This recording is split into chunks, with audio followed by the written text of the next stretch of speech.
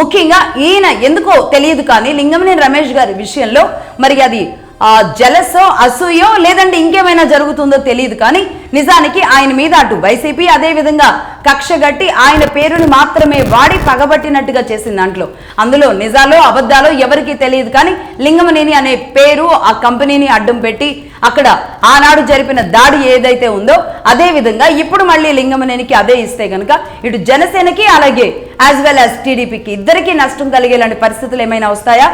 తాను ఎలా అయితే పార్టీ కోసమో లేదంటే అక్కడ అమరావతి కోసమో ఒక వ్యాపారిగా దిగారో వ్యాపారికి వ్యాపారి లాంటి లాభాలు ఇస్తే సరిపోతుందా, రాజకీయంలోకి ఆయన్ని తీసుకురావాలా అనే విషయంలో అటు టీడీపీ పార్టీ క్యాడర్ అలాగే ఇటు జనసేన పార్టీ క్యాడర్ కూడా ఇదే ఆలోచనలో ఉన్నట్టుగా తెలుస్తోంది. నిజానికి పవన్ కళ్యాణ్ గారి దగ్గర ముఖ్యంగా అంటే ఆయన జనసేన నుంచి ఉన్నారు కాబట్టి జనసేనలో పార్టీ పరంగా ఆయన పనిచేసింది ఏమీ లేదు. బట్ రియల్ ఎస్టేట్ వ్యాపారి కాబట్టి ఆర్థికంగా మేబీ అండదండలు ఇవ్వచ్చు.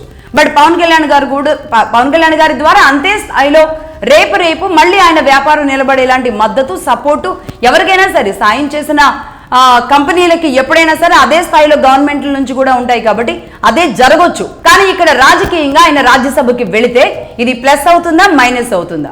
ముఖ్యంగా ఈయన కమ్మ సామాజిక వర్గం కాబట్టి ఈ వ్యతిరేకతను మూట కట్టుకుంటున్నారా?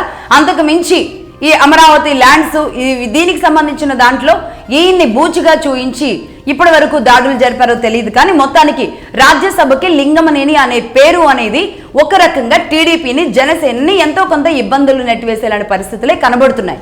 కాదు ఇవన్నీ కూడా అవసరం లేదు, తమ కోసం నిలబడిన వ్యక్తికి ఎంతవరకైనా వెళ్ళి మేము చేయగలం అని అనుకుంటే కనుక ఖచ్చితంగా ఈ రెండు పార్టీలు ఇవన్నీ కూడా పట్టించుకోకుండా ముందుకు వెళ్ళొచ్చు. బట్ ముందుకు వెళ్ళిన తర్వాత ఏం జరుగుతుంది అనేది ఇక ఆలోచించుకోవాలి. ఇక నెంబర్ 2